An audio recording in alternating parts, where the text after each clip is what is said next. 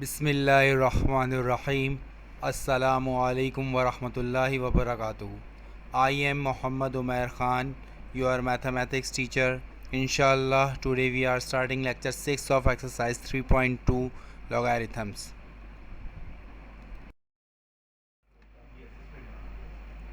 Inshallah, in this lecture, we are going to learn to find the value by using exponential and logarithmic form. Lecture शुरू करने से पहले मैं एक हदीस आपके साथ शेयर करना चाहूँगा। हुज़ूर अक़दस सल्लल्लाहु अलैहि वसल्लम का इरशाद है कि क़यामत के दिन एक आवाज़ देने वाला आवाज़ देगा कि अक्लमंद लोग कहाँ हैं। लोग पूछेंगे कि अक्लमंदों से कौन मुराद हैं। जवाब मिलेगा वो लोग जो अल्लाह का ज़िक्र करते थे खड़े और बैठे और लेटे हुए, यानी हर हाल में अल्लाह का ज़िक्र करते रहते थे और आसमानों और ज़मीनों के पैदा होने में गौर करते थे और कहते थे कि या अल्लाह, आपने ये सब बेफ़ायदा तो पैदा किया ही नहीं, हम आपकी तस्बीह करते हैं, आप हमको जहन्नुम के अज़ाब से बचा लीजिए। इसके बाद इन लोगों के लिए एक झंडा बनाया जाएगा जिसके पीछे ये सब जाएंगे और उनसे कहा जाएगा कि हमेशा के लिए जन्नत में दाखिल हो जाओ। जज़ाकल्लाह।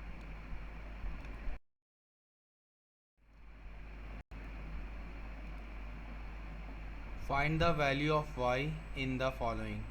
Question number 17 is log 25 of base square root 5 is equals to y.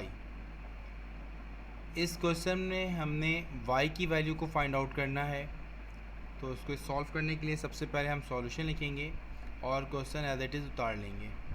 ठीक है, अब ये क्वेश्चन जो कि लॉगरिथमिक फॉर्म में है, इस क्वेश्चन को हम कन्वर्ट करेंगे एक्सपोनेंशियल फॉर्म में, और एक्सपोनेंशियल फॉर्म में कन्वर्ट करने के लिए जो बेस है √5 ये बेस ही रहेगी और इज इक्वल्स टू के बाद जो y लिखा हुआ है ये इस बेस की पावर बन जाएगी और इज इक्वल्स टू 25 आ जाएगा लाइक दिस। ठीक है, ये बेस रही, ये y जो था ये पावर बन गई और 25 ये आ गया। अब हमने इस क्वेश्चन में देखें इस y को की वैल्यू को फाइंड आउट करना है, तो अब हमने क्या करना होगा, ये जो बेस है ना, ये बेस दोनों बेसिस, इन बेसिस को सेम करना होगा।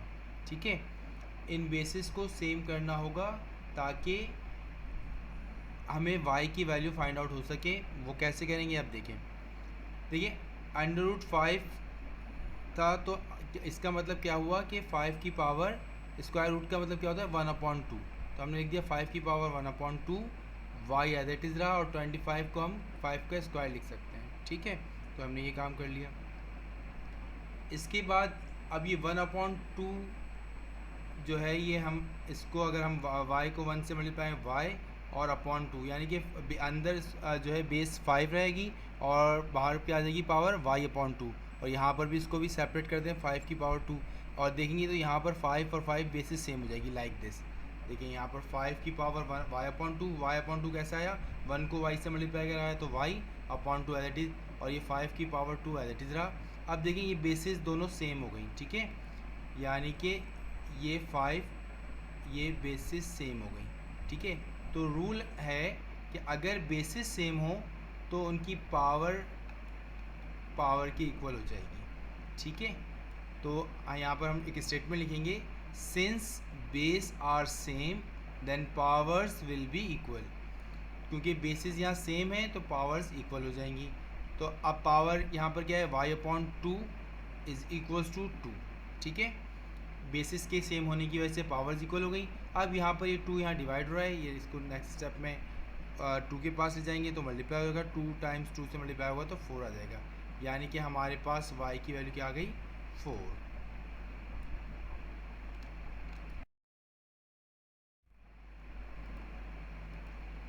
Find the value of y in the following. Question number 18 log 100 of base 10 is equals to y। इस क्वेश्चन को भी सबसे पहले सॉल्व करने के लिए हम सॉल्यूशन लिखेंगे और क्वेश्चन एज इट इज़ उतार लेंगे, और इसको फिर अब हम कन्वर्ट करेंगे लॉगरिथमिक फॉर्म से एक्सपोनेंशियल फॉर्म में, और अब हम बेसिस को सेम करेंगे। ठीक है, यहाँ तो 10 होल पावर y है, 100 की जगह हम 10 की पावर 2 लिख लेंगे। देखिए अब ये बेसिस सेम हो गई, हम यहाँ स्टेटमेंट लिख देंगे since base are same then powers will be equal, तो y की वैल्यू आ जाएगी 2। ठीक है, ये हमारा क्वेश्चन नंबर 18 का आंसर आ गया।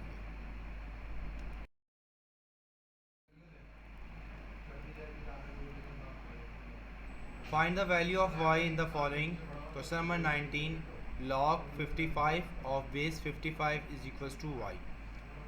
इस क्वेश्चन को सॉल्व करने से पहले एक बात बता दूं कि जब भी ऐसा क्वेश्चन हो जिसमें जिस नंबर का लॉग फाइंड आउट करना है और वही बेस भी हो, तो हमेशा ऐसे नंबर का लॉग 1 आएगा। यानी कि बेस और जिसका लॉग फाइंड आउट करना है, ये नंबर अगर दोनों सेम हो तो ऐसा रूल है कि इस ऐसे नंबर का लॉग हमेशा 1 आएगा। तो इसको देखें, ये जब हम सॉल्व करेंगे तो ये वेरीफाई भी हो जाएगा। तो इस क्वेश्चन को सॉल्व करने के लिए अब सबसे पहले हम क्वेश्चन लिखेंगे एज इट इज़।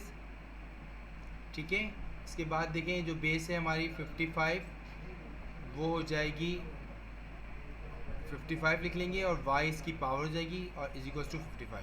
अब देखिए यहाँ पर इस 55 की पावर भी 1 है और यहाँ पर इस 55 की पावर भी 1 है, यानी कि बेसिस सेम है। ठीक है, देखिए यहाँ पर इस तरह हम ये बेसिस सेम है और बेसिस जब सेम होती हैं तो पावर्स इक्वल होती हैं, इस वजह से y इज इक्वल्स टू 1 इसका आंसर आ जाएगा। देख लें, और ये बात हमने पहले भी डिस्कस की थी कि जिस नंबर का हम बेस मालूम कर रहे हैं, अगर वही बेस भी हो तो हमेशा आंसर 1 ही आता है।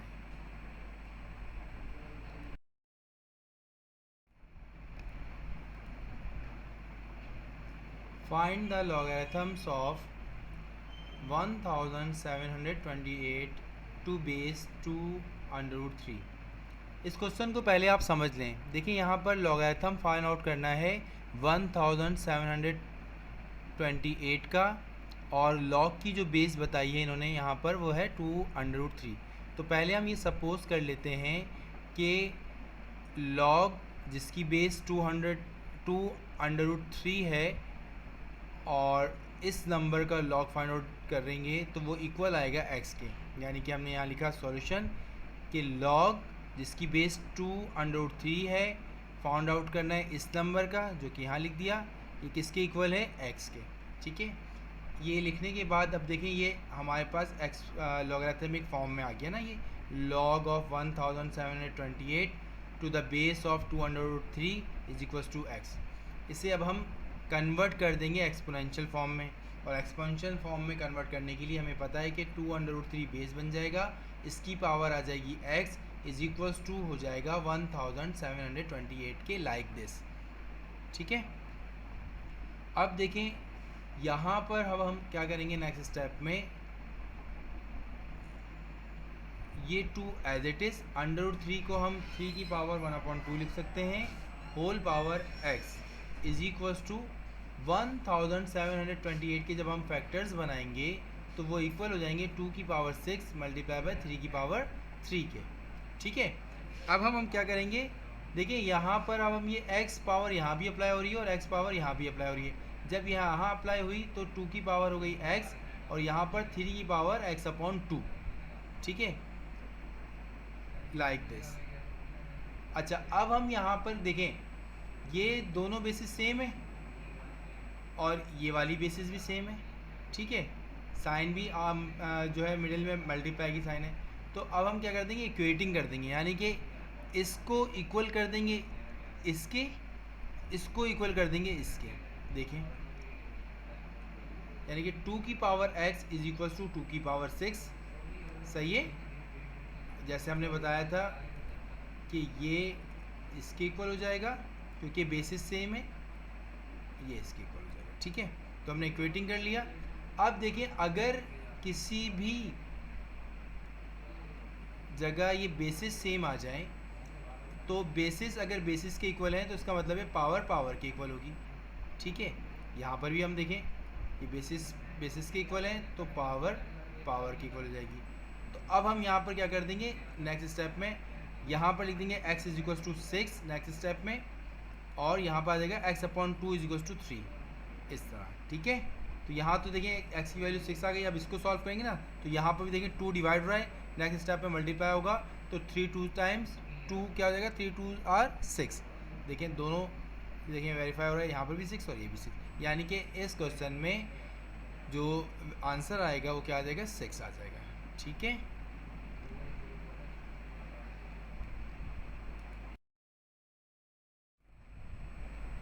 एक्सरसाइज 3.2 क्वेश्चन नंबर 21, इस क्वेश्चन को सॉल्व कीजिए और इसी स्लाइड से अपना आंसर मैच करवा लीजिए।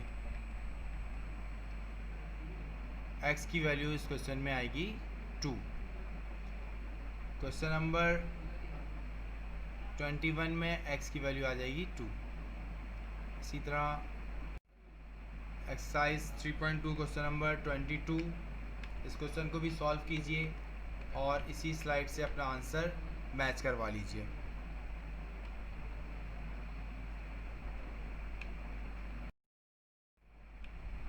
एक्सरसाइज 3.2 क्वेश्चन नंबर 23, इसको भी सॉल्व कीजिए और इसी स्लाइड से अपना आंसर मैच करवा लीजिए, जो कि आएगा 7/3। एक्सरसाइज 3.2 क्वेश्चन नंबर 24, इस क्वेश्चन को भी सॉल्व कीजिए और इसी स्लाइड से अपना आंसर मैच करवा लीजिए।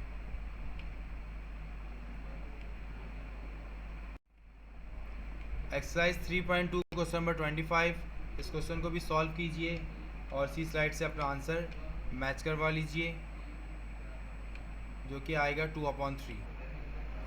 जज़ाकुमुल्लाह।